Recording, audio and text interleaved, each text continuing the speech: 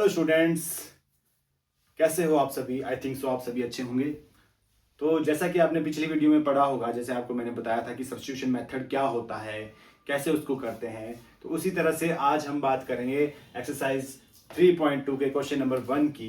तो question number 1 यहाँ पर आपके आगे सामने दिख रहा है कि solve the following pair of linear equations bye substitution method. तो यहाँ पर क्या लिखा गया है कि सॉल्व द फॉलोइंग पेयर्स, ठीक है, ऑफ अ लीनियर इक्वेशन, कि हमने क्या करना, लीनियर इक्वेशंस के पेयर को सॉल्व करना है बाय सब्स्टिट्यूशन मेथड। किससे? By substitution method. तो जैसा कि आपको मैंने पिछली वीडियो में बताया कि सब्स्टिट्यूशन मेथड क्या होता है, कैसे उसको अप्लाई करते हैं, तो वही आप यहाँ पर अप्लाई करेंगे सेम टू सेम। वैसे ही हमारे पास दो इक्वेशंस दी है, x + y = 14 and x - y = 4। ये हमारे पास फर्स्ट इक्वेशन आ गई। तो फर्स्ट क्वेश्चन का फर्स्ट पार्ट आ गया। तो इसमें दो इक्वेशन दी है, तो इन दोनों इक्वेशन में से वैसे ही करेंगे। पहली इक्वेशन को 1 मान लेंगे, दूसरी इक्वेशन को 2 मान लेंगे। फिर आप 1 से करो चाहे 2 से करो, ठीक है।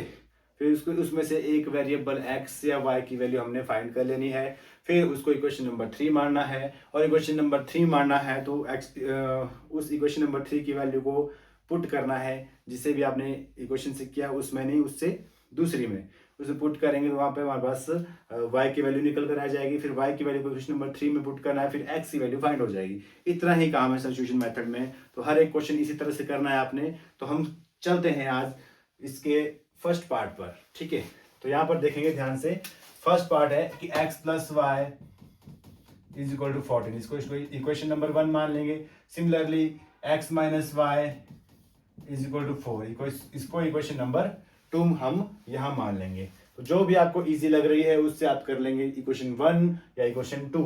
तो मैं यहां पर चूज करूंगा इक्वेशन नंबर 2, मुझे ये कुछ अच्छी लग रही है देखने को, ठीक है।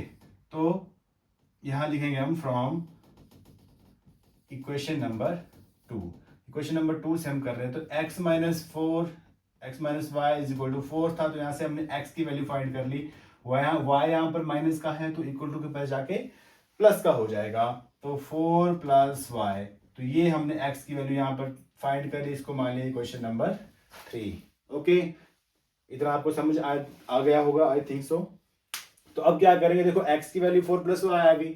अब यहाँ पर x की वैल्यू 4 + y आई है, तो इस x की वैल्यू को हम पुट कर देंगे। देखो हमने इक्वेशन नंबर 2 से किया, तो इसको 1 में पुट करेंगे, इसको 2 में पुट नहीं करेंगे, ठीक है। तो put value of x in equation number 1।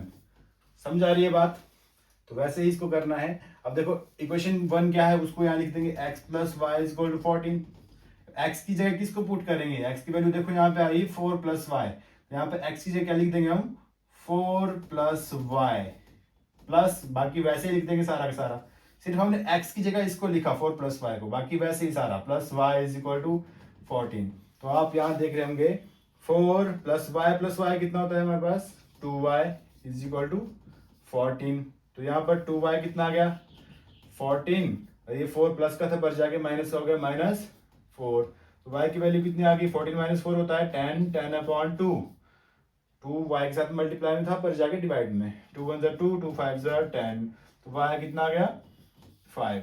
तो y की वैल्यू यहाँ पर निकल के आ गई 5, जैसे कि आपको पिछले वीडियो में बताया था। वैसे ही यहाँ पर मैंने इसको करके दिखाया आपको कि पहले क्या किया, x की वैल्यू फाइंड करी एक इक्वेशन से, फिर उस इक्वेशन की वैल्यू को दूसरी इक्वेशन में पुट किया, फिर वहां से y की वैल्यू यहाँ पर निकल कर आ गई। वैसे ही हमने क्या करना है, y की वैल्यू को कहाँ पुट करना है, आप सभी को बताया मैंने, y की वैल्यू को इक्वेशन नंबर 3 में पुट करना है, ठीक है।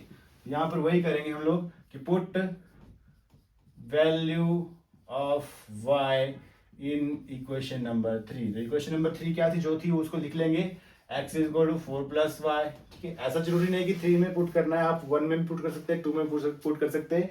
वहां से हमारे पास क्या जाएगी, x की वैल्यू फाइंड हो जाएगी। बट 3 में मैं क्यों बोल रहा हूँ आप लोगों को, क्योंकि 3 हमारे पास वेरी इजी, क्योंकि यहाँ पे x की वैल्यू निकाली है आगे, तो यहाँ पे सिर्फ पुट करना है y की जगह, जो y की वैल्यू होगी तो x की ऑटोमेटिक निकल कर आ जाएगी।